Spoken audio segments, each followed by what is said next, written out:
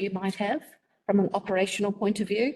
I think some of the highlights that I could point out from this report is that certainly over the summer period, and particularly over January, from a campground perspective, we certainly had a number of visitors, and I've had it reported that our day visitors have been very strong throughout the summer period.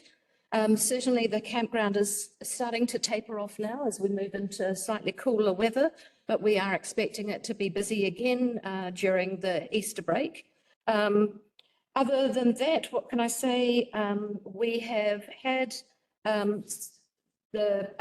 this project manager and also an ecologist out on the 11th of March from Hoskins Civils, who came out and have looked at the proposed locations for the day visitor toilets and the 2 ablution blocks on Pine Beach campground.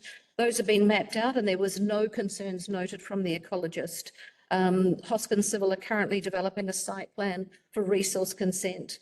The proposed amenities, they're looking at 3 unisex permaloo or excaloo blocks with a water tank to collect rainwater for the two 25,000 litre holding tanks are going to be added to those toilets to take some of the pressure off water coming from the lakes.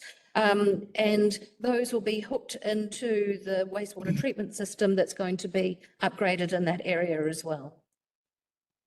There's been some quite good trapping that's taken place over the last few months, and you'll see a table in the report there about the number of pest animals that have been trapped. And one of the good side effects that came from that is that there were dotterels that were found at the lakes for the first time in many years nesting there. So that's been very good. Yes, is there anything that I could answer any specific sort of queries on from an operational side? Well, through the chair, if I could just make a comment or a statement, take it however you like. The operations, really, there's not much say that we get about the saying in operations. Like it just, even if there's going to be meetings between Hapu and iwi, or the so-called leaders of those Hapu and iwi, we should be notified.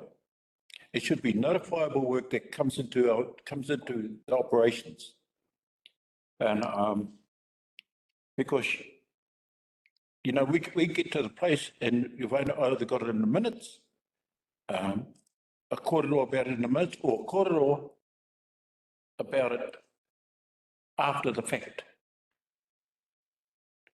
Do you understand what? If yes. we are the governance for the Kaiwi Lakes, then we need to be informed of everything that the operations do that actually leads to governance. Yeah. And where do you feel it is lacking at the moment? Well, I think it's, you know, we've got all this behind the scenes stuff that's occurring, but doesn't come back up to governments. I know we're talking about the sit-in, the clean check drive, the muscle clan, anything to do with the environment. It's all very well for them to say, here's our big long list of everything. This is ongoing. This is, and I'm speaking from a lay perspective. It's all very well to say that this is what's ongoing, this is what we're dealing with now, blah, blah, blah, but there is no risk management plan, and I don't see that as a risk management plan or public health risk management plan in regards to the lakes, in regards to order of importance for handling a given situation or risk. Try and channel that a bit. Because we are a governance committee. That's correct. And there is a fuzzy line between governance and operations. However, the operational people need to be able to get on and do the operational job. So could I just translate what you said into a question, because it is question time, not statements time. So is there a way in which the governance members could be informed of, kept up to date with operational matters in between the scheduled quarterly meetings of the committee? Would that help? I think the communications Yeah. that informs operations, because sometimes operation is taking a governance role. Because the operations should actually be set by what the governance is requiring. There are Not like to just go and think, oh, this is it, because we've gone and negotiated with or spoken with members of the hapu o iwi. You know, we need to define that their roles, those representatives of the hapu and iwi, are actually informing their hapu and iwi, which is us. that's in your. It's exactly the same as it should be coming back to all the governments. This is what's happened, not, we'll get a report later, and this is what's happening. Why, you go and do you. So how would you like me to do that differently going forward? Well, I think you should have a system of how that comes back to the board. You like, even if it's an email. Operations are dealing with this representative of the hapu or the iwi. This is what's occurring. So we have that in two different formats. There is an operational meeting, so an interagency meeting that my understanding is that iwi and hapu attend. Yeah, okay, so who says that they are the representatives for all of us? Look, and I'm really sorry, I don't. You do. No, I don't actually, but I don't know how that's. Who does? So is that the issue that we need to identify? I think it is. Attending? I think it very much is, because all that korero that's happening in operation, you give it to us in little bits and pieces and we don't see where it comes from. Could I just clarify that? Who are the operational? Mindful that we've got two other questions up here on the screen. So you're not forgotten, but the question is that, like, there are operational things that need to be addressed without running them through a governance meeting, because it happens. I understand that. But we all wanted to be informed, and I wonder if there is a way of, without too much extra hassle, of producing, say, monthly operational reports to keep the board members current for information which could be circulated on a monthly basis, rather than essentially there's probably this report is it's several weeks out of date because it's to the end of February, I think, from memory. So if there was another way of keeping the governance committee members better informed, then that would be a way of sharing that information around. But at the same time, of course, as governance people, one of our roles is monitoring what's happening in operations, but another of our roles is also looking to what's coming up and in the future, which is less of an operational function. So we've got our different roles. So yeah, actually, other people have been waiting for a question already. Rick, stuff come back to you. Okay. Yes, I'm not sure who was first, but I'll go with Councillor Ash. You want to have a question? Yeah, thank you, Chair. Yeah, I'll make a comment first before the question, and while I agree, provide the context. Yes. Okay. Pretty loose this morning. Yeah, well, I mean, we don't want to have a philosophical discussion, but I think Sunny raised a good point in terms of governance is not a person who just reads reports. I think they have a job to do. And I'm reminding of a king who used to dress up as a common man at night to find out what's going on, which I think, but I stayed in camping ground and I also talked to people on 2 occasions. I have sent an email many months ago to operations to look at a few things because 25 people from Blockhouse Bay, the lady was complaining to me about the blocked toilets and the smell coming there. So I think it's an operational matter that which are not being reported to us is more of a concern. Also, in terms of the booking system, I had the privilege of sleeping, and our mayor will know, in the tent grounds in Mangawhai, which is very well operated. The booking system here has to be looked at that the people, it's more friendlier, all those things. So it's not that governance, we are sitting in ivory tower doing nothing and looking at these reports for 3 years. So I take strong objection in terms of the role of governance and all. I think we have to deliver. We have a responsibility to do. We are not just tick off people. So that's the thing I would like to say. I mean, there are many operational matters. I won't go in the details of that, but I think there is room for improvement in this order and toilets and non-working showers and whatnot. If I can, since it's question time, Ash. My question is, Chair, my question is there that all those emails from a member of the committee has so far been unresponded. So what did you do about that? That was my question. My question is what they are doing about it. Should they be fired? Well, okay, but it seems like from what I'm hearing, you raised an issue quite some time ago and got no response. So No, I'm putting it to the committee. Taharoa Domain Government meeting. I'm putting to the committee to be recorded my strong discontent about non-information to the committee members on the operations and things which are not happening. Okay, so outside of this meeting, Ash, I'll make some suggestions to you as to how maybe you can follow through on those things to get a result, okay? May I? Well, I would like to share it with the members, Chair. Thank you. Dennis, you have May I respond from an opposite point of view? there's question times for you.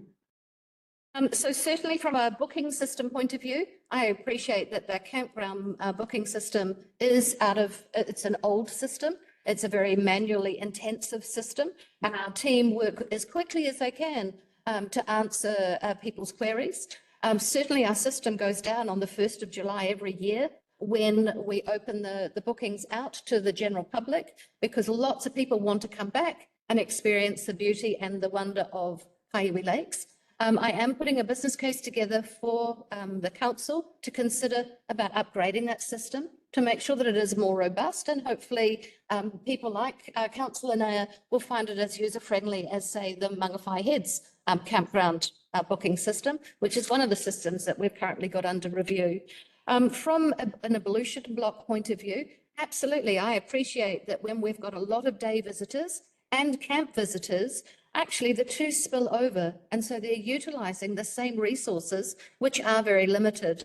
So one of the projects that we've got on our books at the moment is to improve the wastewater system, the wastewater treatment system, which I talked about when I gave a quick précis, and look at upgrading the ablution blocks.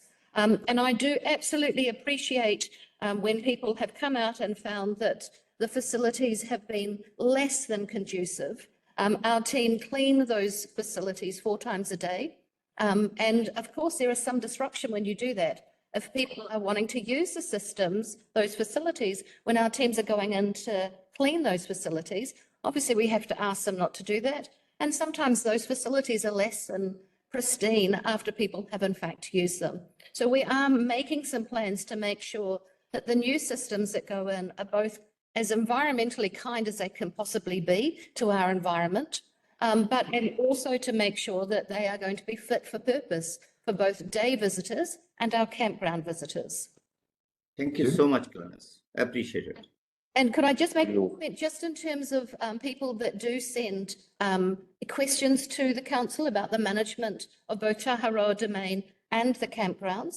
Actually, we try and come back with a very robust answer, and all the feedback that we get, we do follow it up and try and make sure that we are providing the very best service that we can with the funds that we have available to us. Thank you. Question from Councillor Williams. Thank you. Good morning, everyone. I sent through some questions on email before the meeting, but I just wanted to, if I can, touch on what I think Rick was trying to get across, and I could be wrong, but I'll have a go at it. My question is, when staff, KDC staff, NRC staff, and members of the iwi, they have meetings that as governance we are not able to attend, as far as I'm aware, but we also don't receive any of those, perhaps the reports or what has been discussed within those three entities. So I just wondered, are we able, if there are meetings where those three parties are involved, can we have a copy of the minutes and the notes that have been taken regarding what has been discussed, potentially? I will certainly find that out, because it's not a meeting that I chair. So I will go and ask our other agencies if we can make sure that those are released to you. That would be great. Thank you, Glynis. Yeah. Okay. And they do happen at a slightly different time to this meeting. So I think there's two options. I can make sure that the information from those meetings is more clearly and overtly put into this particular report, or I can talk to the stakeholders and ask if we could perhaps supply that to you, and perhaps that could act as an interim. I suspect I need to check with my colleagues about the cycle of information and what are the terms of reference for this particular committee in terms of what information is supplied in between times. Yeah, because I think that would be very reasonable to actually just keep the committee better informed between meetings, rather than this sort of the set piece approach that we have now, because there's quite a long time between meetings, and be useful just to be kept abreast of what's. I understand. Rachel, did you have any other questions? It was just a question for this section of the meeting that I sent through on the vehicle movements and how they're not being recorded. And so this has ceased since NTA was disestablished. I just wondered, is there any future thinking on, is this going to be thought about? Are we going to start doing this? And if not, what's precluding that from happening? Yes, so to answer your question, we have a license for counters for QTech, which uses passive infrared sensors. They were actually on the public toilet. We were looking at them for a time to look at the public toilet usage, which has given us some good insight to look at where we need to improve our facilities. But we're currently looking at options for car counters on our main gate. And that's certainly something that the team and I have spoken about for Pine Beach, Promenade Point, and like Waikeri, again, just to help us to determine what numbers are. Because at the moment, we don't know, other than anecdotally, what our number of day visitors are compared to our campground visitors. That one we can track very easily. But of course, our day visitors over summer, they swell enormously. And we have no control over that, but nor do we actually know how many people are coming in at any one time.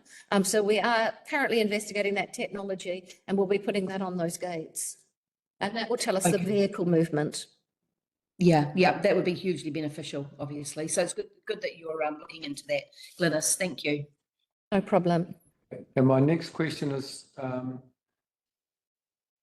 Member Parore, and then I'm back to Councillor Naya.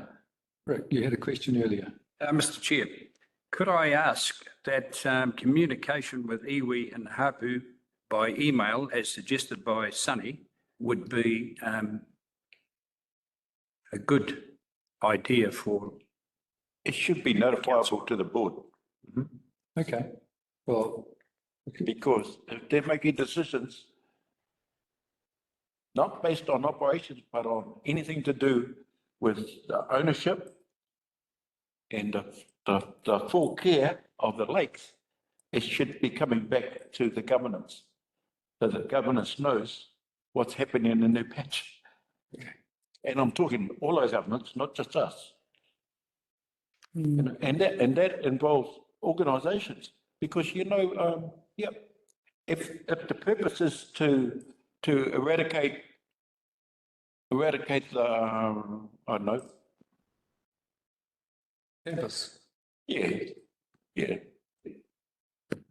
or any exotic fish, right?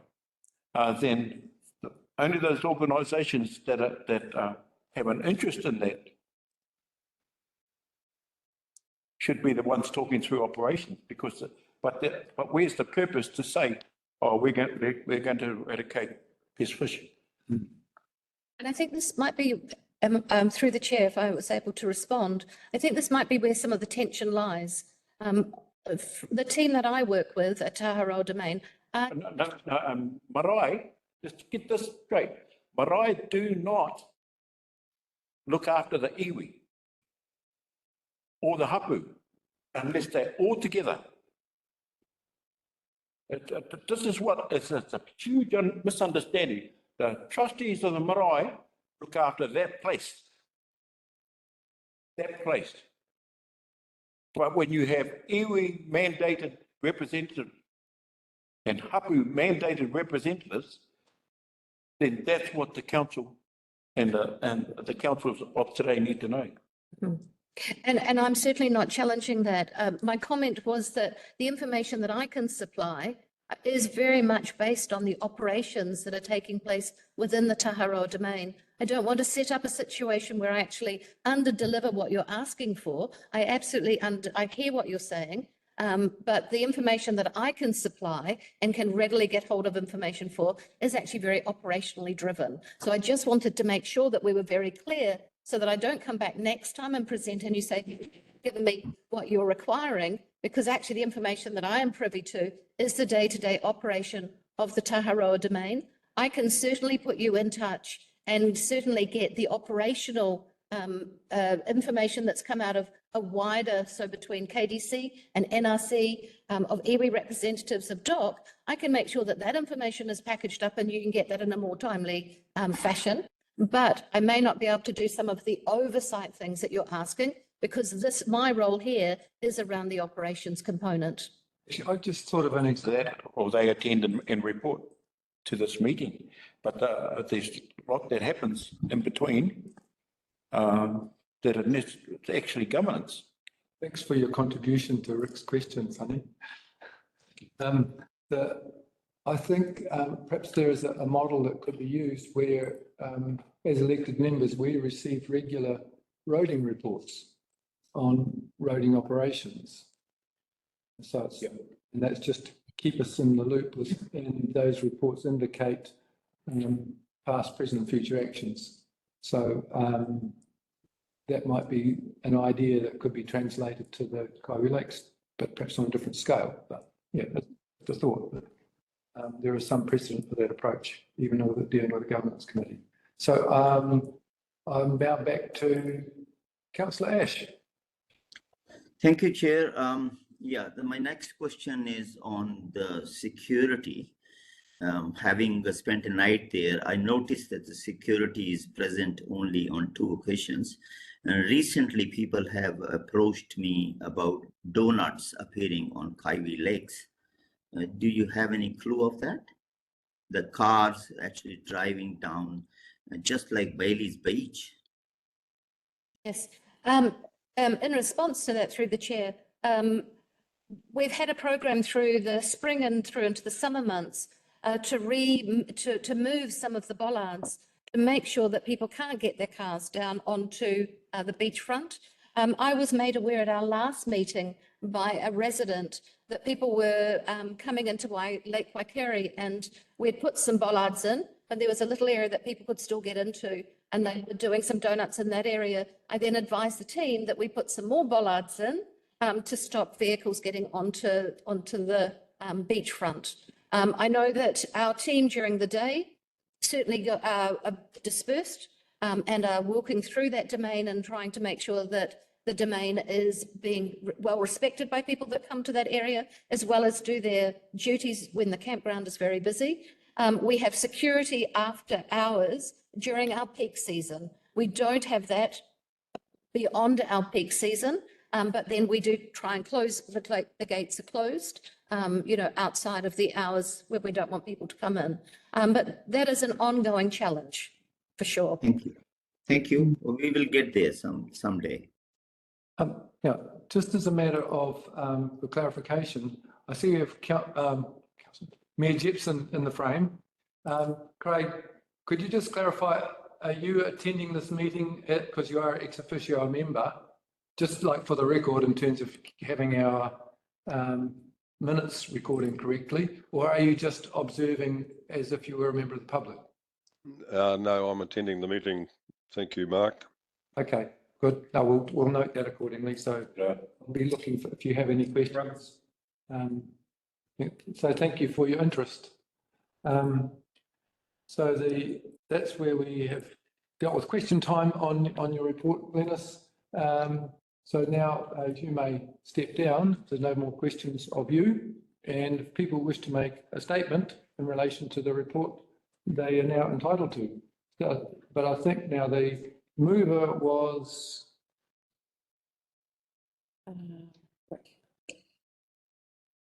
Rick.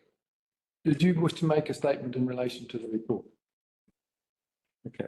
Well, I think I was the seconder, and I have nothing to add. Does anyone else have anything they would like to say? I see Councillor Ash. Thank you, Chair. Thank you for the opportunity to speak 3 times. My statement is I am on this committee, like you and all, for the improvement of our district's performance in tourism. And I am delighted that we have worked towards that. Can you hear me? Can you hear me or not? Yeah, Oh, yeah. okay. I hear some strange voices, so I was not sure. So all I'm trying to say is I'm glad that we are working toward it. I'm disappointed that we have not reached the goal we actually wanted to.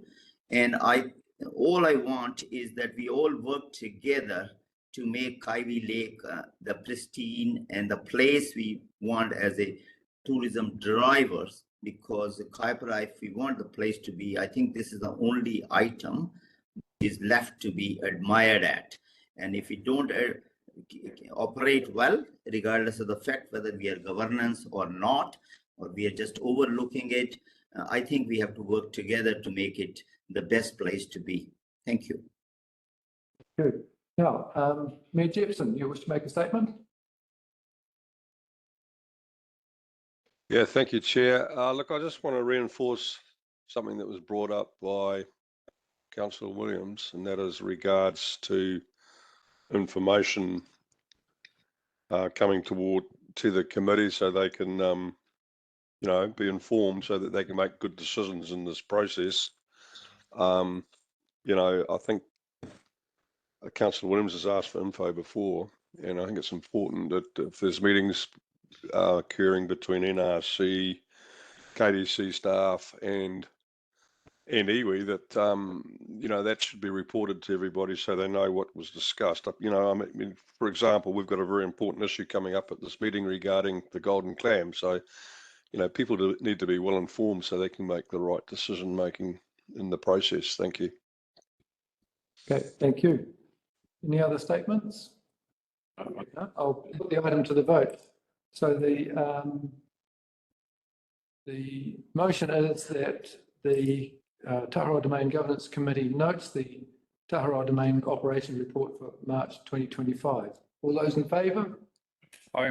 Aye. Against? Carried.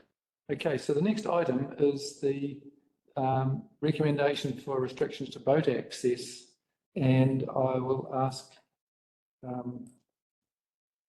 now we have, I think on the books, the alternative of, we've got another hard copy, please. There should be 2 on the end. Yeah, they're hiding. They're hiding background. That's in my name on there.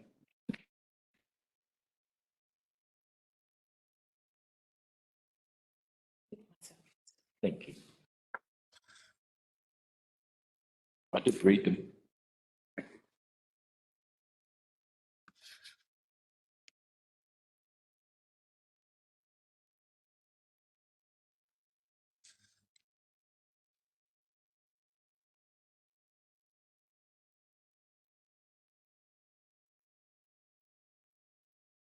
Okay, I'm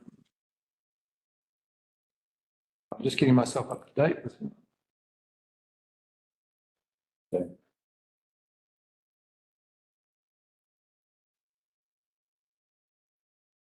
We have an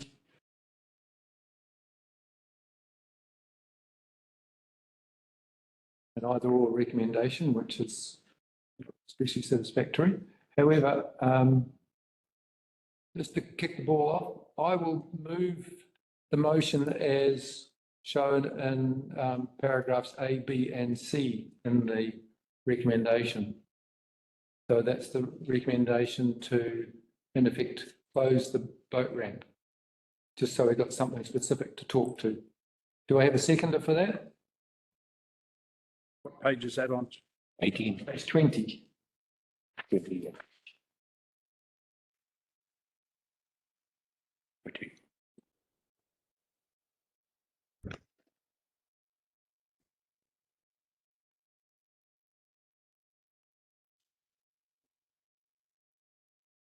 Clock's ticking. Can you repeat that?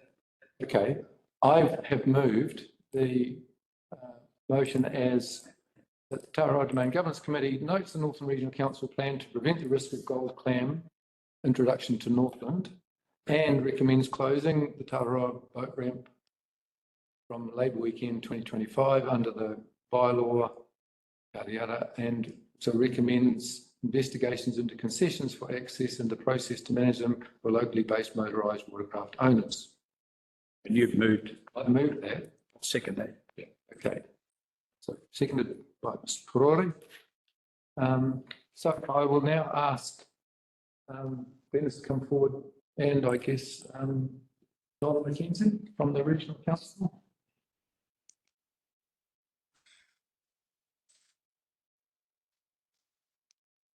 Good morning. I just would like to introduce Don McKenzie and Vicky Fitzgibbon. They are going to present the paper from NRC with regards to gold clam, and I'll pass this over to you guys. Thank you, Glenn.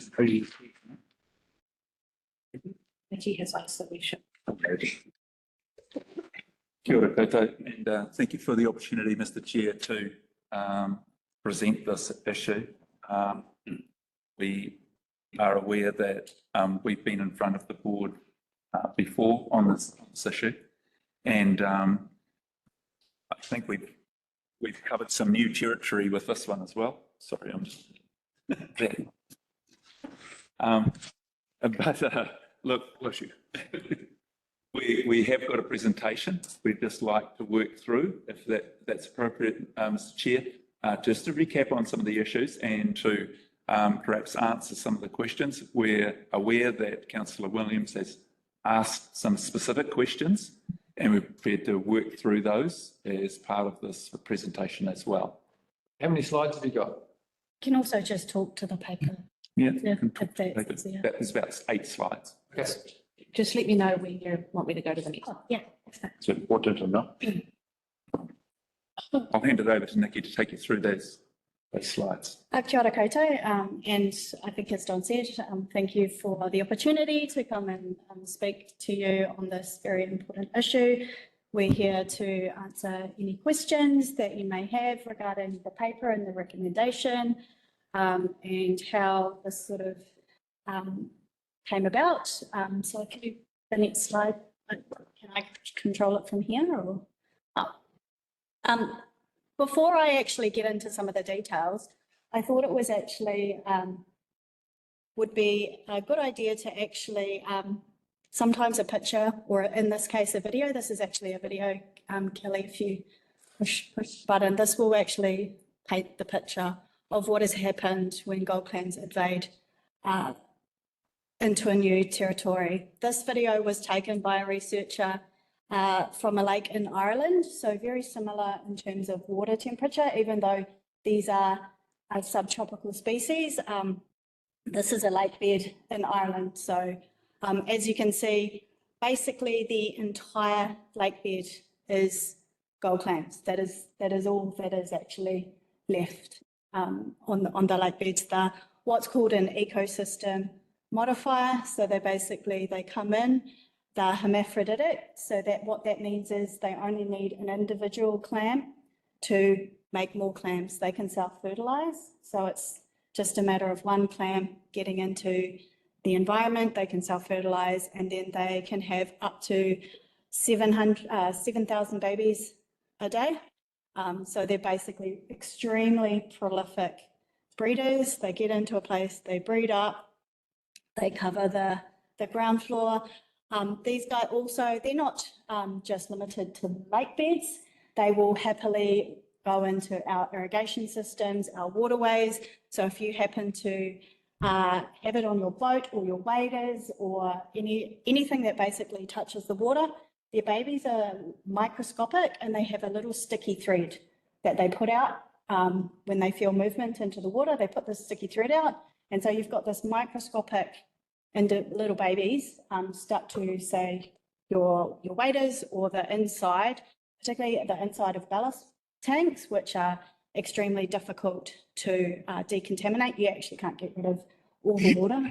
And then that's how they move around. So when they moved into Europe and Ireland in particular, which took a similar approach, so an education approach, they were easily spread by fishermen. So fishermen who were using the waterways, having their waders, having their boats in the water, and then moving to another location.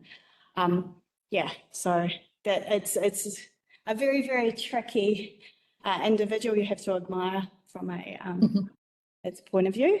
So I just thought that would give you some context about what we're actually potentially facing here if they move out of the Waikato. And we're actually already seeing this sort of situation in the Waikato.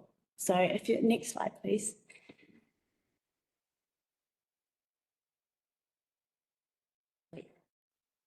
So in terms of the impacts, I've already talked to you all about some of the impacts. And I know that was a question that was raised at one of the council meetings, is sort of having some more information on the impacts. And I put some information in the paper, including some of the costings overseas that they're experiencing. So America alone, just the species is costing $12.5 billion per year. And that is mainly through impacts on infrastructure, primarily energy production and agriculture, so your waterway networks. So what they do is they build up, and as you can see here, they basically just clog up pipes. Genesis Energy, which takes water from the Waikato River, has already experienced individual equipment failure. So this is only, what are we now, 3 years after these guys were first found in the waterways. One of their cooling systems actually failed because it was so blocked up with the clams, which then becomes a massive safety issue and also an energy production issue. Never mind the environmental impacts that these guys have. These are going to have, we're just now seeing the broader economic impact that these guys are having. And if they get through the current systems at the moment, both Genesis and Mercury are really concerned about if it gets through. They've got this like vortex machine that kind of pulls out particles. But if it gets through that and into their membranes, that's millions and millions of dollars, and those things have to come over from Scandinavia and imported into New Zealand. So there's a huge lag time. So there's potentially some really significant economic impacts that are coming our way. Not to mention that, you know, given the way these operate in the environment, there's really the potential to outcompete our native species like kakahi and other shellfish that live, or and also impact our native species, fish species, which actually need the kakahi to complete their reproductive cycle. So in terms of an environmental impact or cultural impact, these guys are serious. If we go to the next slide. So in terms of the risks to Taharoa, once these guys are established, there's no way to eradicate them. There's no one has been successful in removing these. They've only been successful in terms of suppressing population. So it's suppressing the population to reduce the density until, you know, eventually it builds up again. And it's really a blunt tool. So it's things like bent thick matting, so completely smothering the bottom of the environment, which obviously has wider impacts on everything else that lives there. Yeah, that's really the biggest, or dredging. So similar to what we're doing with Kalupa, is like basically scraping up the bottom of the lake bed or a riverbed, but that becomes very tricky if you've got a system that has lots of rocks or other things. So yeah, at the moment, no way to eradicate it. So really, we want to keep it out of Taharoa. We really don't want it here, because once it's here, we're going to have to make some really difficult decisions. And I don't see there being any good way of actually removing them. We know, you know, we're all sitting here because we love Taharoa. It's one of the jewels in Northland's crown. It's an incredibly special place, as are all of our waterways in Northland. So this is a really serious risk to our waterways, and Taharoa being the biggest recreational lake in our region, we see as one of the biggest risk pathways. People like to come here, they move boats around. We now have 2 years of surveys that show that people are coming from Auckland, the Waikato and Rotorua. All of these areas, while it's only in the Waikato, people are moving their boats around. They will come for a day. People definitely come up just for the day from Auckland. And we had individuals who had arrived at the lake this summer. You know, we stopped them, did the biosecurity check, had the chat, did they know about it, that sort of thing.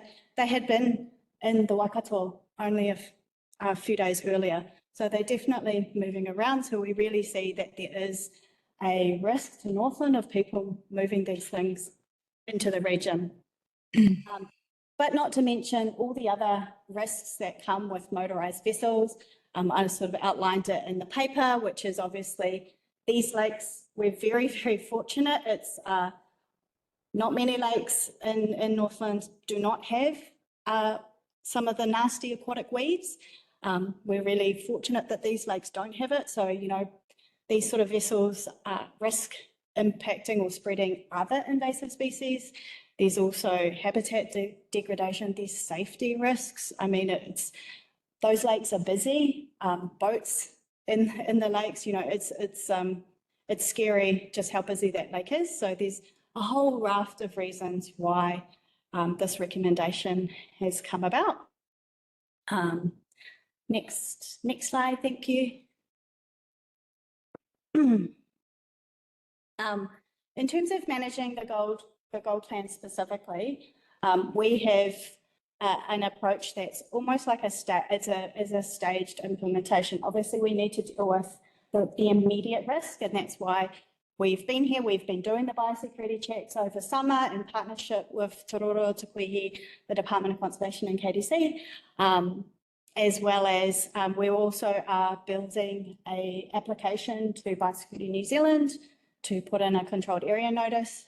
The likelihood of that is very, very low because that bar is very, very high in other regions that have applied to have a controlled area notice, which would have legislative abilities or provide rules that would restrict activities. That bar is very high to have that put in. So, but you know, it's an option that we're taking. We really want to look at immediate risk reduction, and we see, given that powered vessels are the highest risk pathway that we know of, that's an immediate reduction of that risk while we wait for the science to catch up. So there's a lot of There's science that is happening in Biosecurity New Zealand, looking at alternative hygiene methods, particularly around those boats, as well as possible other management options, as well as talking to our public and increasing our education, our engagement. So it's giving us time. It's about giving us time and removing the biggest risk pathway while we look at other management options. In the longer term, we're also reviewing our regional pest management plan, and gold clams have been proposed as one of the species for inclusion. And that's, I guess, our legislative document for Northland in terms of what species that we can fund management for or have rules for.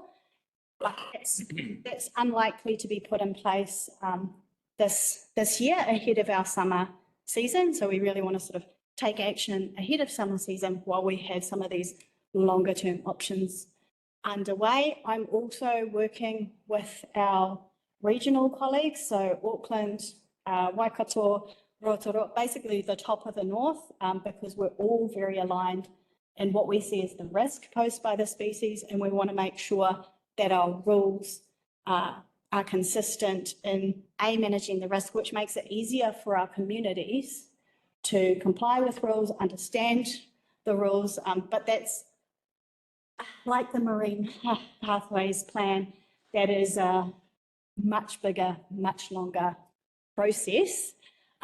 So we want to deal with the here and now while we work out what the longer term looks like. Next slide, please. So we are seeking the support of, through the committee to... Just to clarify, are you open to questions during the presentation? Yeah, if you want to have questions. I see there's a question from Councillor Williams. I'm not too sure if Councillor Nair was before him. But... I think Ash was first, so he can go first. Okay, thank you. Thank you, Rachel. Really appreciate it. No, I had a question based on what has happened after there was an education program we were going on teaching people. Did you find out that people are not listening, or what's the driver for coming out with this proposal? Yeah, so that's a very good question. I guess my answer through the chair to that is very simply, people are people, and we know how often people listen to the rules. In fact, that's one of your questions, is how do we stop people accessing the lake if we put these rules in place? And actually, in the report that I attached to the paper, you'll see in Ireland, they took an education and information approach only, so signage, rules similar to what's happening, and it completely spread across the region. In fact, it's spreading across Europe. So having just an education approach doesn't work. Thank you. If I may ask further through the chair, can I? Or should I leave it for after Rachel? Just in the same context. Ash. Could you just Can clarify I? that, please? Sorry. Through the chair, can I ask a similar context question, or should I wait for Rachel to ask the question? No, you can ask a second question. Okay, thank you so much. No, the reason I asked it, because NRC, I mean, we have some instances in the past, as you are aware, on the beaches coming from Auckland, making donuts and killing some other thing, pua, whatever, tua, under that. And we were facing the same objection, we should close the beaches. And we found it impossible to close the beaches. Now with the security we have at KDC, which is not even full time, how we would ensure that people still not come? They are making donuts already on the sand. Okay, so that's a question. Thank you. Through the chair. So there's a couple of elements to that. If powered vessels must, under the bylaws, must only be launched at the boat ramp on Taharoa, the main. That is part of the bylaw. If they're not, they're breaching the bylaw. If we close the boat ramp, it becomes very, very obvious because there's not good accessways, some of the other accessways are actually very, very difficult to get a boat trailer or a jet ski trailer down there. It becomes very obvious when there's no boats on a lake where they're coming from. So in terms of following that up, you know, compliance becomes a little bit easier. We're also, as part of this approach, proposing to have 2 additional full-time staff members whose role will be compliance, as well as also contributing to other biosecurity activities at the lake. So whether that's pest plant management, you know, in the quiet season when hopefully there's not as many users on the lake, they can contribute to other activities to support the lake, but they will also have a compliance role. There is the opportunity to explore under the maritime laws, having them also as an honorary fisherman. So in terms of compliance, you have the bylaws, which under the Reserve Management Act has a compliance element, and they will be breaching laws there. And if we also work with the maritime laws, then they can actually remove them from the lake. So there's 2 opportunities there. And this will all be part of the compliance program that we would be building if we go ahead and look at closing the lake. Through you, Mr. Chair, just to add to that, this is just a political clarification. This would be our NRC's cost, or the regional council's cost that we would fund this. Thank you. After Rachel. Thank you. I just had a question about, so obviously we've been going through this now for about 2 years since the plan has kind of come on the scene. And I just wanted to note that Auckland Council has already done consultation. It's called Let's Protect Our Environment, and they did that between October and December of 2024. And that had a whole range of things and about new pests, specifically like on Taharoa Lake. So they're going through a similar thing, but they've actually acted already. And I think what we have missed in this response that we're trying to manage is actually bringing the public with us and having that consultation early before we get to this decision. Do you agree? I mean, do you have a plan that you will actually consult before we do anything? I mean, how many months do we have before we have to decide to close the boat ramp? Is my question. Through the chair, we also have our regional pest management plan out for consultation, and that is an opportunity for our community because there will be rules proposed for the gold plan under that approach. And if this decision is made now, we also have 6 months to be engaging with our communities ahead of the proposed closure. So I think there's plenty of opportunity to work through any of the issues or anything that comes up as part of this plan. Through you, Mr. Chair, just to add to that, we are aware also that the 2015 management plan recommended removing motorised vessels from the lake, and that the bylaw had been promulgated in the public arena, you know, in this area as well. So it's not as if the idea of removing boats is a new idea in that sense. Yeah, no, I get that. I'm just saying I think we could have been a bit more forward thinking on coming up with these remedies that we're now faced with. I just think we could have been doing a better campaign prior. And you know, another question is, if we're closing the boat ramp, obviously NRC has jurisdiction regarding the lake. It's a regionally significant lake. NRC manages the boat use, wake issues, lake health, ecology, etc. Is it not something that the NRC can say, we don't want boats on the lake, we are going to say no boats, and then KDC comes in behind that? Because I just find it, I don't think it is enough to keep everything out with closing the boat ramp. Jet skis, they might have a harder, you know, way to get to the lake. But if they want to get to the lake, they will get the jet ski in the lake. So I just think I personally don't think you can keep it out. I mean, you've just said that Europe and Ireland have had fishermen spread it on their waders. Is that the same with wetsuits? Like, where are we going with this? And I find it really hard to comprehend that the government and their agencies haven't stepped in and just made it an overarching thing for all of our lakes. So I'm just trying to get it right in my head about who can pull that first lever, because that lever brings in our ratepayers, costs to them, the backlash from recreational fishermen, like we've seen before when there's been consultation, there's been marches and whatever. Just saying, are we doing the right thing, or is there a process that we can take to actually make the public more aware of what we're trying to do before just doing it? Through the chair, I think this decision is about buying us time.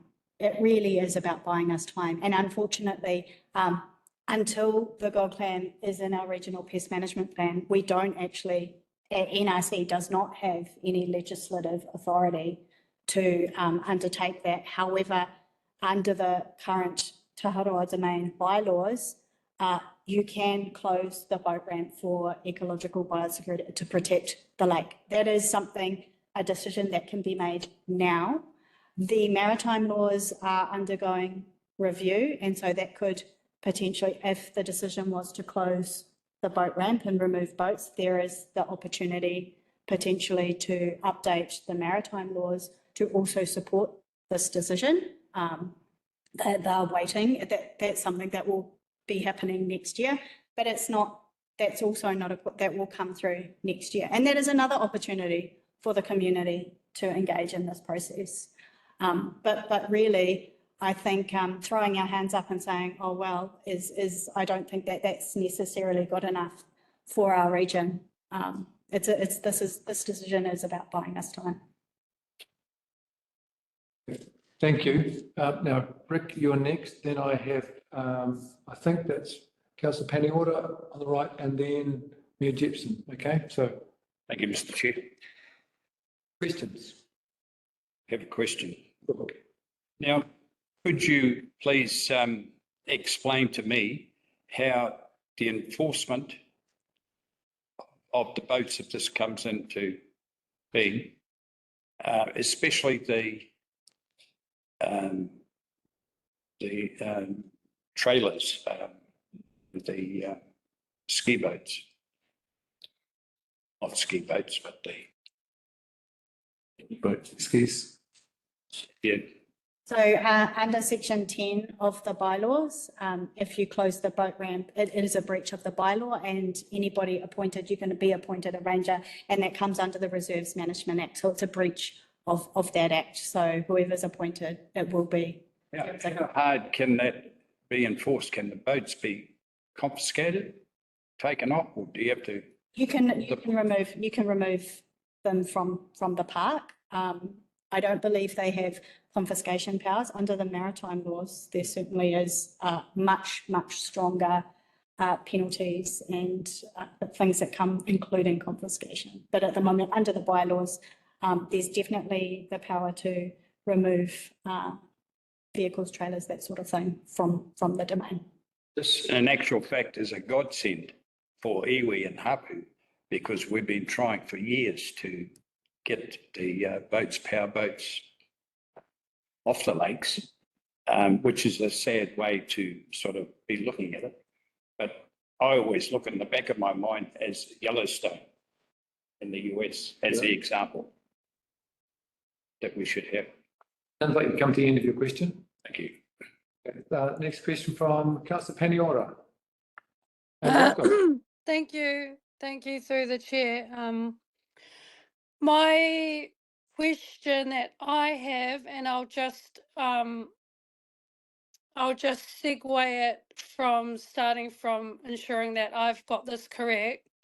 So what you've come to the council for as one of the largest stakeholders of the lake, who operates a campground that includes a lot of the boat users that camp at the lakes and then put their boats into the lake, and KDC as a stakeholder who would need to be responsible for enforcing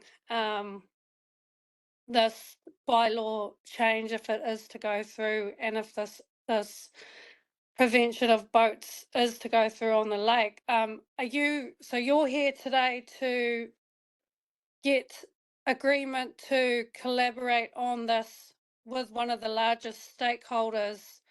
Is that what I'm hearing? So am I hearing that you actually do have the power to stop boats onto the water, but you would like Kaipara District Council, and particularly this committee that has the delegated authority to make decisions on behalf of the Taharoa domain, that you're wanting a collaborative approach in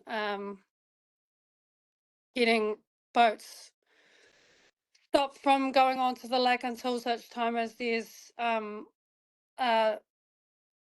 some solution to stop the gold clam invading the lake. Is that what I'm hearing?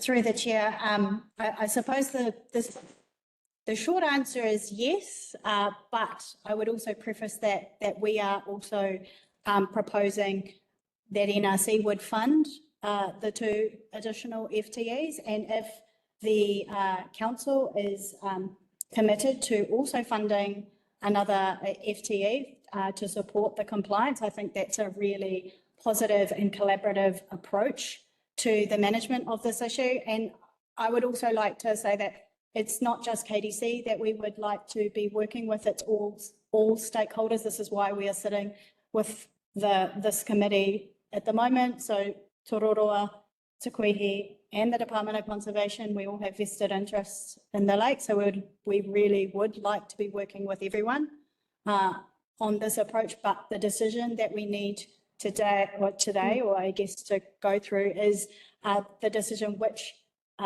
this committee and the KDC has the powers to do, is to close the boat ramp under the Taharoa domain bylaw. Gotcha. And then just final question, just so that I'm clear, because one of the other councillors touched on these points. So in terms of the public awareness or consultation or engagement, so from memory, we our predecessors closed Lake Waikare, which has resulted in no boats being on that lake for some time now.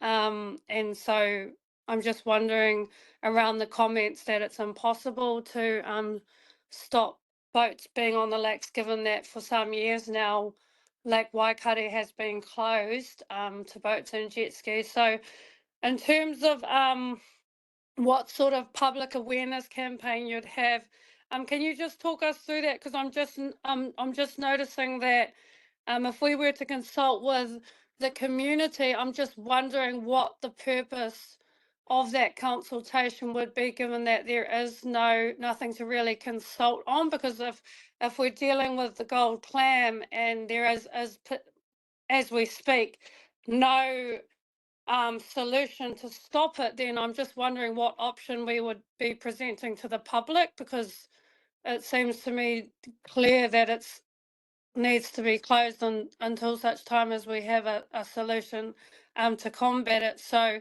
would it be what are we engaging with the public? Is it an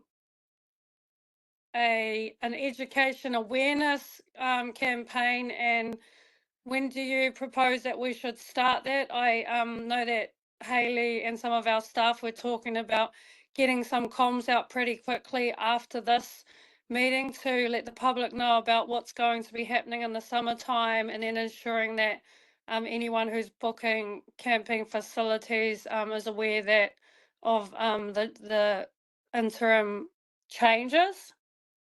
Yeah, so I'll pass it back to you to answer. Through the chair,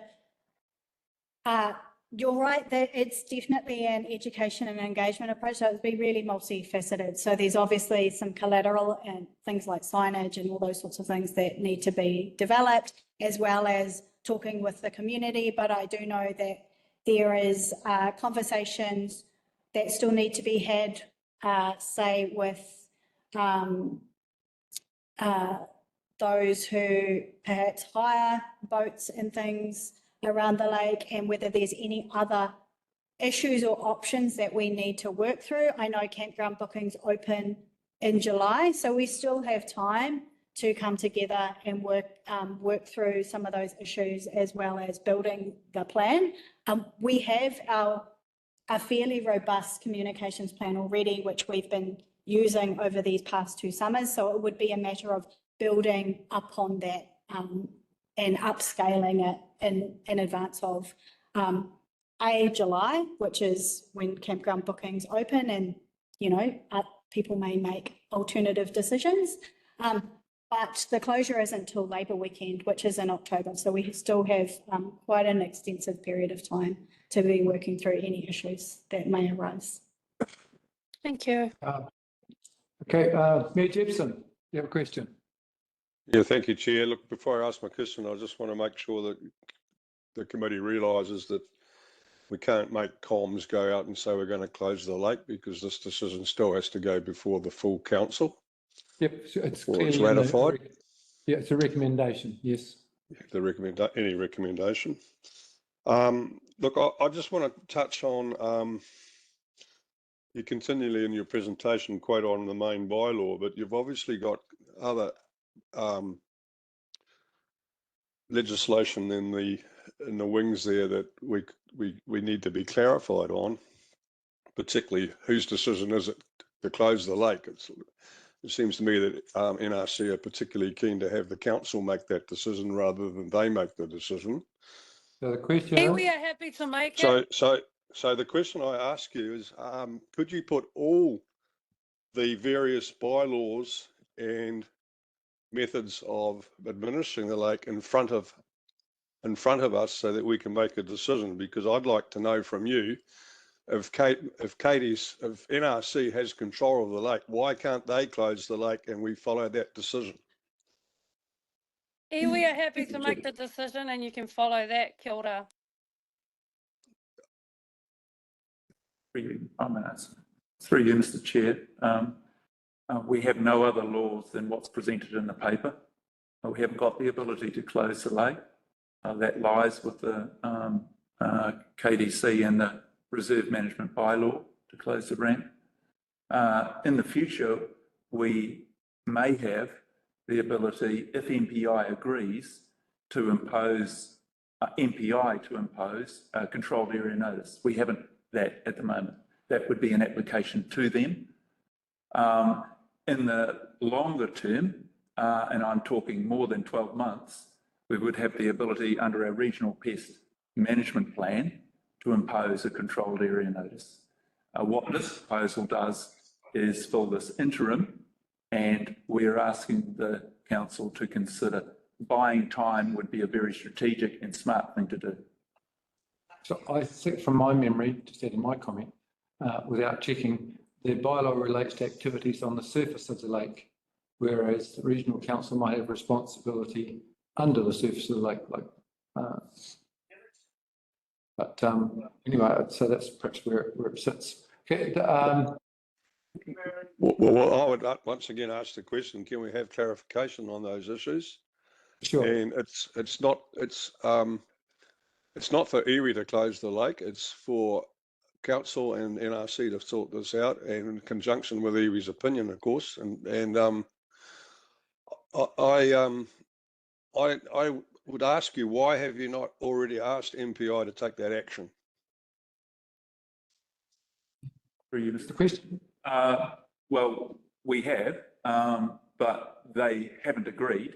they've returned their responses that, well, we would have to make an application.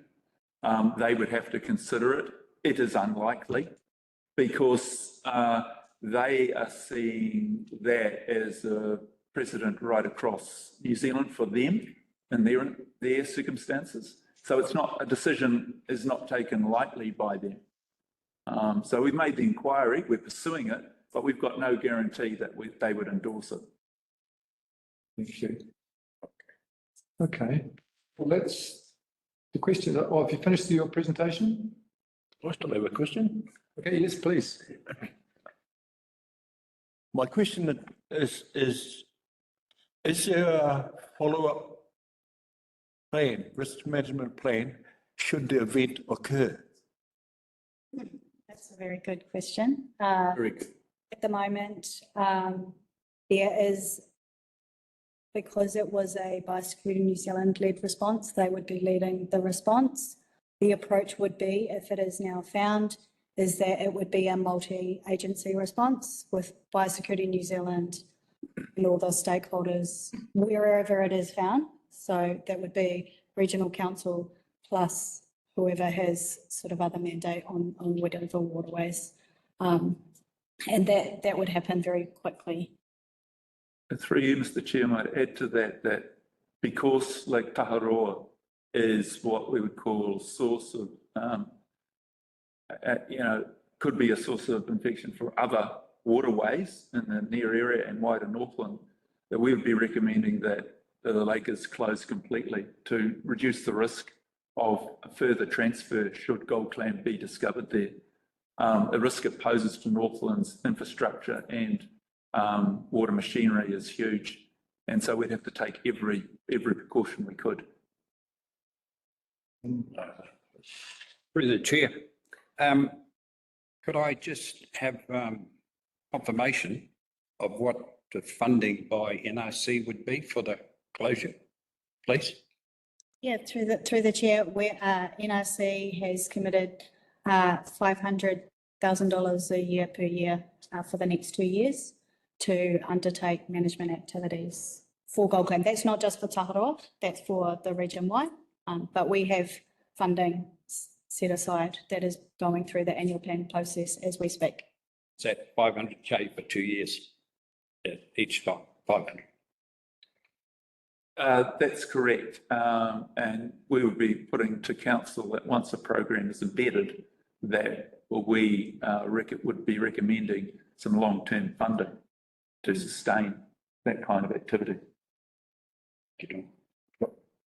So I have a question, and just to preface it by saying, if we introduce this restriction, it's going to have an impact on local businesses and in a number of ways from an economic standpoint.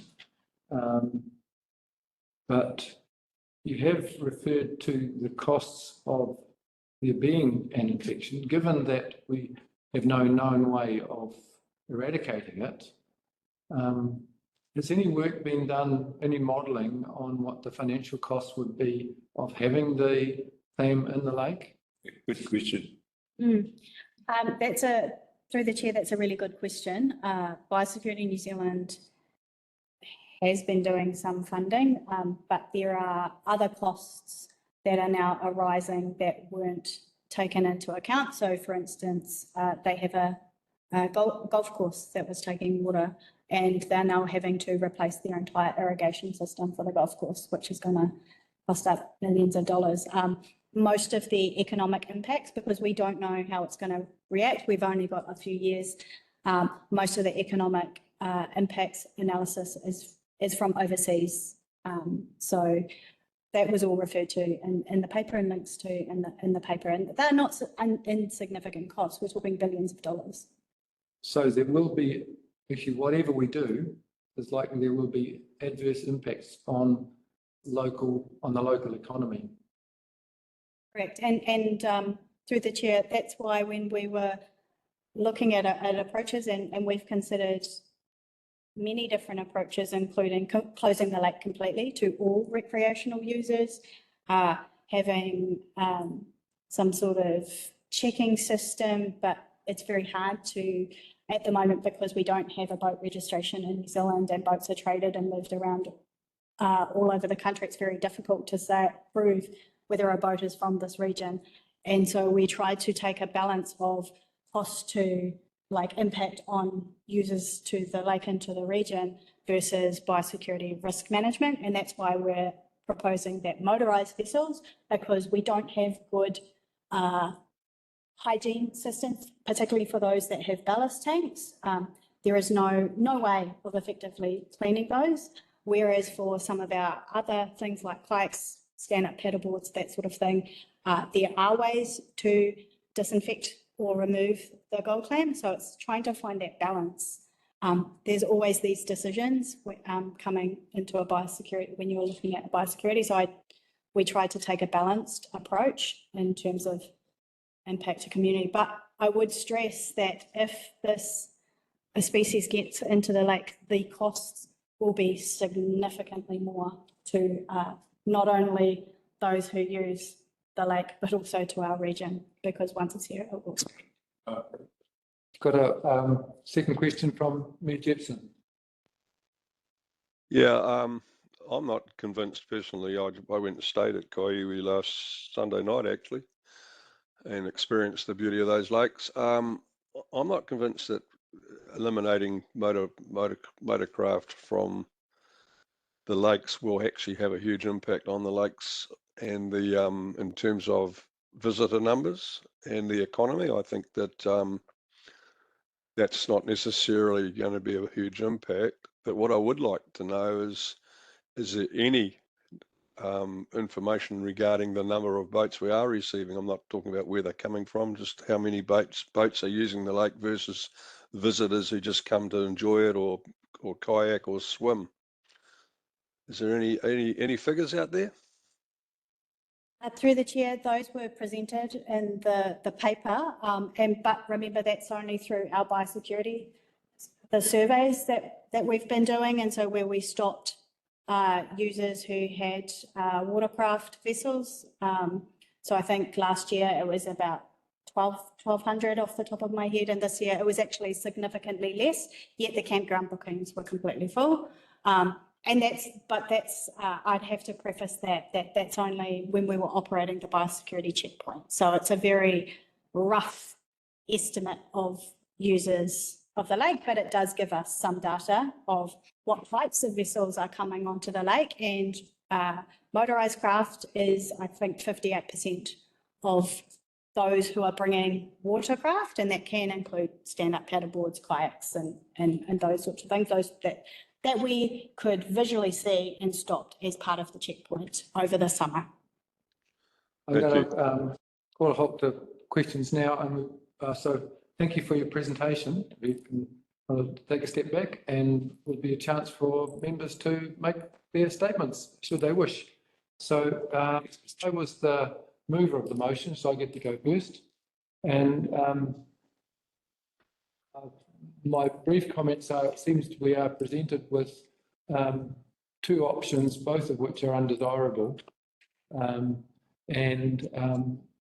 However, I think that the prudent course is to call a temporary pause on boats coming into, motorised boats coming into the domain and on the lakes.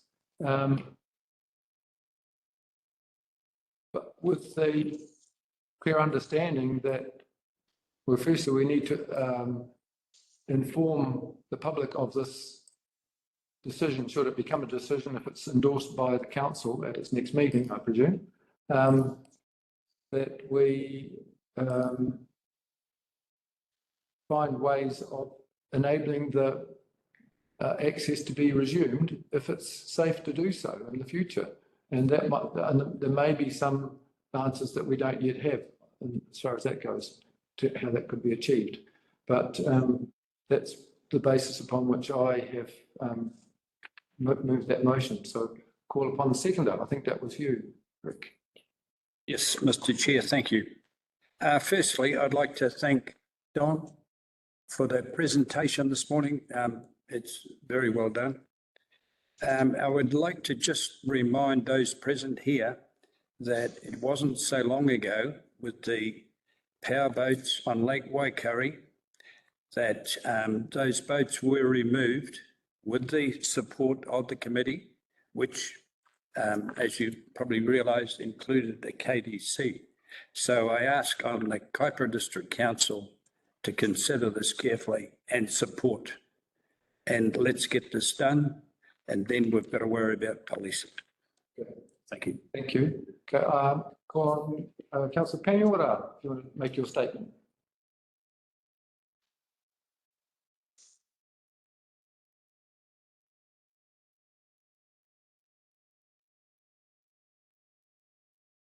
You're on mute, Pira. Thank you, sorry. Through the chair, if it wasn't abundantly clear where my position lies, it lies in the temporary removal of boats off of Taharoa. This is something that's quite dear to my heart, and we need to put any check or balance in place that we can until we have a better solution moving forward. Of the hundreds of visitors that we have a day to the lakes, I think it was approximately 20 boat users, give or take, per day. So there's an overwhelming amount of people that go there from the community, from near and far, who are just there to take in the beauty of it, to do the bike tracks, to walk it, to swim, to have barbecues with their families. So I don't think that it's going to make the greatest wave. I think that the community is going to react a little bit more differently in this situation than they did before. And yeah, I've said it a couple of times now, and I'll probably say it again. And I think that we really need to be led by mana whenua in the space, iwi, who have made their views quite clear, as well as the local councillors, and just take note from the words of the mayor that this is just a recommendation back to the full council. I mean, we have to apply some common sense here, and that this is something over here in this area, and I actually take exception to people who are from other places far away from our community that think that they should be able to have a say on really what happens here. And one final thing, we have Te Tiriti o Waitangi, Parore Te Awha, who was my tupuna, who signed He Whakaputanga and Te Tiriti o Waitangi. Our taonga is to be recognised, provided for in those documents, and as far as I'm concerned, why, and the water in that lakes, absolutely there's some autonomy and authority for mana whenua to have a voice, if not more of a voice than the council, even NRC, to what happens on the water. So if you want to fire your bullet anywhere, fire it towards mana whenua who are saying quite clearly what they want to happen in this situation. That is the law. That is the law as I see it and as I live and breathe it. Kia ora. Thank you for that. You're a parrot. Now, Mayor Jepson, you wish to make an amendment? Yes, I do. Okay. Um, Share that with us. my amendment would be to retain option A, that notes the Northern Regional Council's plan to prevent the risk of gold clam introduction. Retain C, which recommends investigations into concessions for access in the process to manage them for locally based motorised watercraft owners. D, notes the Northern Regional Council's plan to prevent the risk of gold clam introduction. That's a repeat of A. Yeah, yeah, it is, isn't it? So sorry, yeah, repeat of A. So I'd like to remodify E, which recommends until the responsibility for the lake closure is clarified and we get a definitive response as to a request to MPI to act to close the lake. We will we would allow the lake to be closed through that avenue.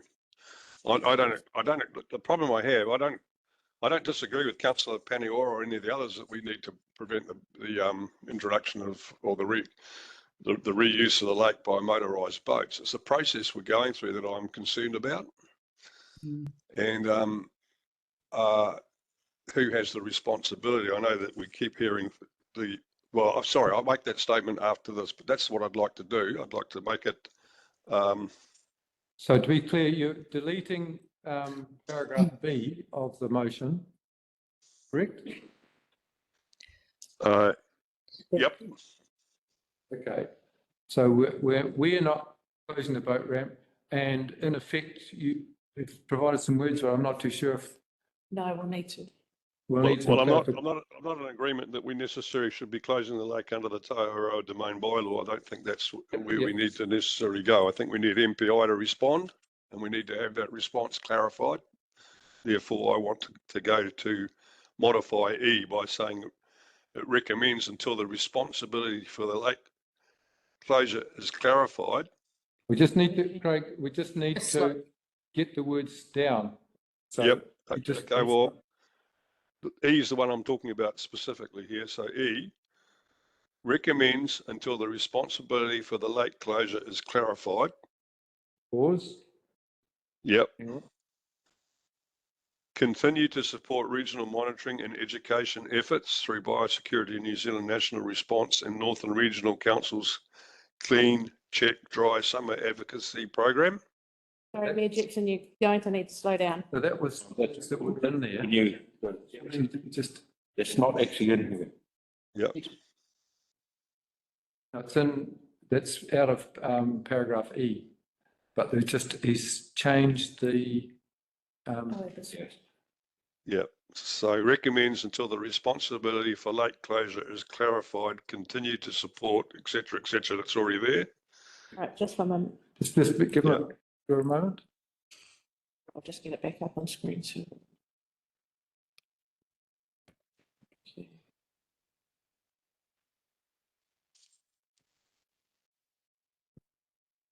What you've got clarified, it should be clarified. Yeah. Yeah, maybe make it a separate point, Mr. Chair, that we seek a definitive request and a definitive response from MPI regarding their power to close the lake. And then add like paragraph E. Yeah. So my letters have now become different, so I'm not sure what letter E is referring to. So E is the last one. The one was the last. Yeah. Response to MPI. One before that. It's like, yes, Minister B. Could be one. No. Go again with your new wording. Can you bring it up? I can't see it on the screen. Can you share it? Where we've got to. Recommends until the response to that closure clarified. Continue to support regional monitoring and education efforts through Biosecurity New Zealand National Response and Northern Regional Council's Clean, Check, Dry Summer Advocacy Program.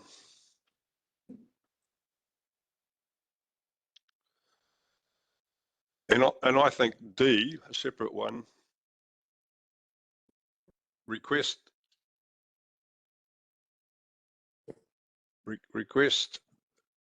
that MPI, request a response from MPI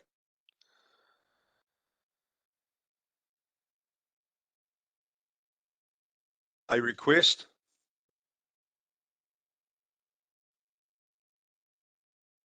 a response from MPI, sorry, to give direction to close the lake.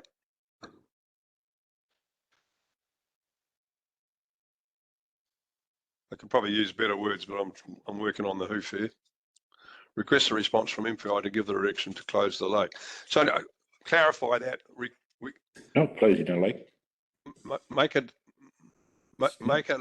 an official request of MPI to give direction to close the lake.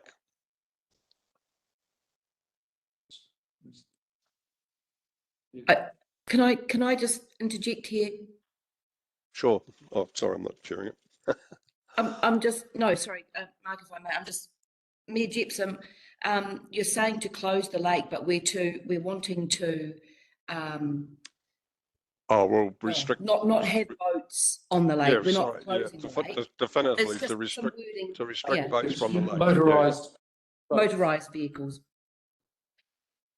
Motorised boats. Yeah. All having a turn. Sorry to interject. I'm happy to second. Vessels. Happy to second, sir. Okay, perhaps change it to requests. An official response from the Ministry of Prime Minister to give direction to close the lake to motorised vessels. Vessels, not vehicles. That would include a jet ski. Okay, so there we have, that's your amendment. Yep. Right. Okay, so we have a seconder. Ash. And so you now can speak to your motion. Yeah, okay, thank you, Chair. So look, I'm not in disagreement with what we're trying to do here. It's the process that I'm trying to clarify, because what will happen is we don't have a really clear process where all these avenues are investigated and which are the best ones to follow. It'll end up a very difficult meeting at full council to chair. I'd like to see all the questions that need answering, and we do need these questions answering about who has the administrative right over the lake. You know, I can't understand why NRC can't put it. They are in charge of that waterway. Why they can't put a piece of orange tape at the bottom of the boat ramp and enforce it themselves. I mean, they're asking our council to take responsibility for all this, including the closure under our bylaw. So I just want to check that we're following a process that's acceptable here for council and our community. And when we get an answer from MPI, well, then we'll have to have a look at what the other options are. Thank you. Thank you. Councillor Nair.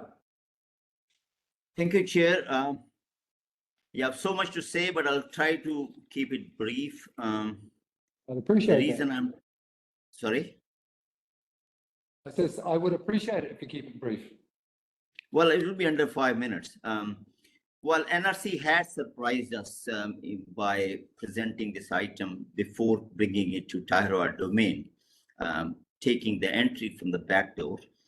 NRC has a history of making inconclusive research for 10 years on the effect of introducing trout in and the Galaxia effect on that. NRC is proposing stoppage of an education program, but employing $1 million of ratepayers' money for closure, and also asking KDC to put 2 of their staff. NRC is only creating blockages and blockades for efficient operation of KDC.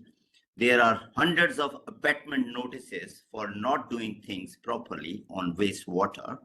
I think NRC is as much responsible as KDC for ratepayers' money, but they are just frittering it away. Now, something is happening in Ireland which scares NRC. Something is happening in Africa is scaring them. I'm looking at Otago Council's website. All they are saying, if you cite one, come to us. I'm looking at other councils' website but our Northland Council wants to operate out of the zones of even MPI being the supreme authority, that they will take decisions on their own. I think Northland is operating not within New Zealand jurisdiction. It has its own jurisdiction. So I am very, very disappointed by the way the things operate. 3 years in the council, Kaiwi Lakes is one jewel of the crown and only entity which is giving money, and we are making a mockery of it. So I support the motion, and I think we need to have that education continuing, which is not very expensive, and have some common sense rather than having, this who holds the stick. Thank you. Who else wants to speak to the motion? I'm sorry? Oh, okay. Councillor Williams. Thank you, through the chair. I will support this motion as well, and I think with what I touched on previously, I want to add that I am as concerned about the gold clam as anyone is, and I am looking at it from the process and perhaps, the backlash potentially from this. I think we've missed some kind of earlier consultation on this issue. And I know that we've got a deadline because of the busy Labour weekend that people would like to have the boat ramp closed. Yeah, I would like to know what further things NRC can actually do themselves as the regional council before KDC make a decision of this gravity, because I think this could also lead into, if we're not getting the information from MPI or a clear direction, this could end up closing this lake to motorised craft for a very, very long time. And whilst if that needs to happen for whatever reason, I think at the beginning of this process, we need to get it right for our ratepayers, for the recreational use of this lake, and just to be as transparent as we can in making a decision of this gravity. So I support this motion. Thank you. Anyone else wish to speak to the motion, the amendment? This is the amendment which would have the effect of the council not imposing the closure of the boat ramp, but would rely upon some direction coming from MPI as to what should happen. So are there any others? I wish to speak to it, but I'm giving the opportunity to others around the table.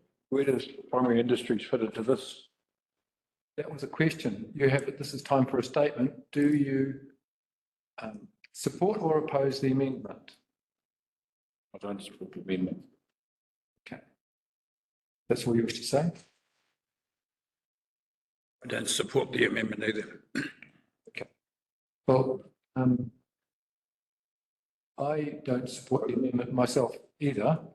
And I have reasons for that, which is, firstly, I'm quite confident that it is within this council's wheelhouse, to use a nautical analogy, to be responsible through the bylaw to administer controls on what happens on the surface of the lakes.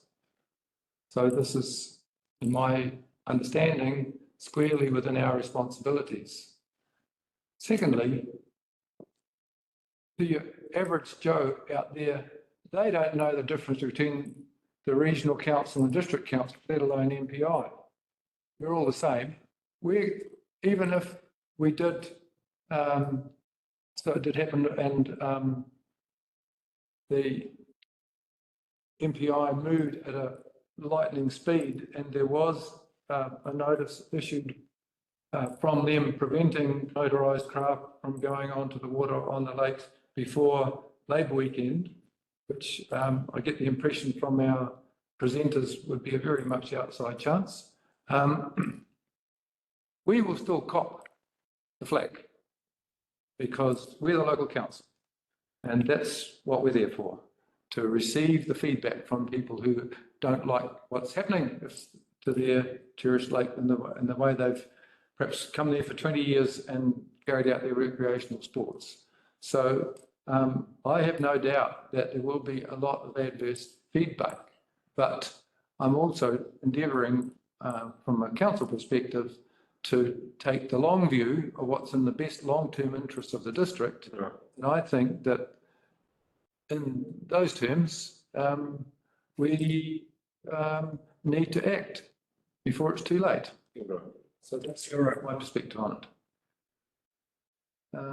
No one else wishes to speak? Councillor Taharoa seems to have gone offline, so I'm not too sure if she I'm counts. still here. Okay. I just don't have anything more to say. Okay, jolly good. Okay, yeah. Now, I will, there is no right of reply for a mover of an amendment, so I'll now put the amendment.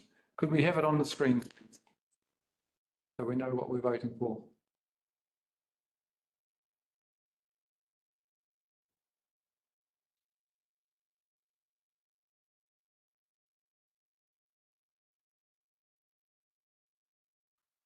Just to make it easy, can you do that by division, please, Chair?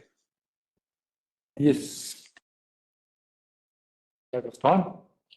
Okay, so I shall do that. So I will poll the individual members. So this is a vote on the amendment. Councillor Nair, Support it. say for or against? Okay. For. Sunny? Sunny? Against. Against? Councillor Taharoa? Against. Rick? Against. Councillor Williams? For. Councillor Matson? Against? So that lost. Yeah, 4. 4 against and 2 for. Oh, okay. Oh, well, the amendment is lost. So we now revert to the Substantial. motion. And I think we've talked it through enough. I will now put the original motion. By division, please. Sure. So actually, I will ask staff to. Again on the. Okay, starting with. Councillor Nair? Against. Just, okay, Against. thank you. Didn't hear what he said actually. He Sunny? said against. So we're now voting on the original motion. Yes, which is for, understood. So your vote is For. Councillor Taharoa? For. Rick? For. Councillor Williams? Against. Councillor Matson? 4. Okay, that's carried. That's So the- 4. 4 fours. You didn't ask me for my vote. Oh, Oh, yeah. Apologies, Mayor Gibson. Against. Okay, yeah. Did Mayor Jepson 3 to vote 4. previously? Doesn't matter, it's gone. Yeah. Yeah, okay. Yeah, he did. He was 4. Okay. Yeah. okay. So then that was, Yeah, I see that. Yes. okay, so the motion was carried. Is 3, sorry, through the chair, is 3 all or 4, 3? What is it? 4, 3. For Yeah. 3, Who are the 4 people here? Can I Well, know, please? Sure, Me, Rachel, Councillor- and Craig are against it. yes. Yep. So So who are the Councillor 4 Vincent? people? Sunny, Rick, and Councillor Taharoa. Okay, So- all right. So Thank you. myself, Taharoa, Parore, and Yes, but Okay. Those two names together sound pretty good, Taharoa and Yeah. Taharoa. Thank you, Chair. Yeah, thank you for that. Thank you for the Okay. clarification. No, I understand the sentiment behind the amendment that was proposed, and I appreciate the good intent behind it. I think for me, it's time we acted, and we'll see if the full council feels the same way. Correct. Yes. Just one thing, probably worth following up with MPI if the staff can do that, because if that's going to be another reason why the governing body gets the motion and then decides to kick it down the can based off of this MPI thing, then we should probably tie that, get that all tied up before this agenda item appears on the agenda for our next full council meeting. Thank you. Hopefully, the regional council staff present will be able to follow up on that for us, since they're already in engagement with them. Yeah, thank you for your contributions. Excuse me, Mr. Chair, could I ask when the council meeting is held later in the month? Is it next week or Oh, 2 weeks' time? the agenda's already out for next week, for tomorrow. So will there just It'll be on? be, it's Potentially the April. third Wednesday Okay. of the month. We have it on the is it the third or the fourth Wednesday of the month? The last Wednesday of the month. Yeah, so it'll be the last Wednesday of April. Could we be informed, sir? Should be possible. I carry a pigeon. Okay, well, it's once time again. Council. I've got a hand. Oh, okay, sorry, Craig. Yeah, look, I just, in reference to the MPI, can we see the correspondence between NRC, KDC and MPI and make that a priority that we see that sooner than later, please? That's a good idea. Thank you. Could you take that on board? Thank you. Yeah, sorry, Chair. Can I add my 2 cents? I would actually like to see all the correspondence on this matter, which NRC did with other councils as well. Thank you. Okay, jolly good. Write it down. Well, your comments are noted. I will call upon Sonny if you'd like to bring us home. Yes. About the tree. Sonny, About us. Yeah. can I have your attention, please? I'm calling upon you to give us the closing karakia.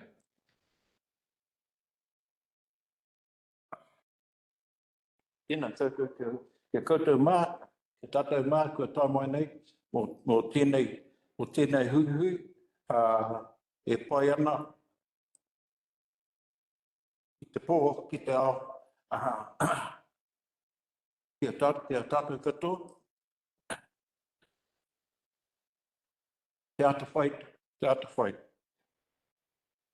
Kia tau ki a tātou katoa, te ata whai o tō tātou ari ki nei i Krai.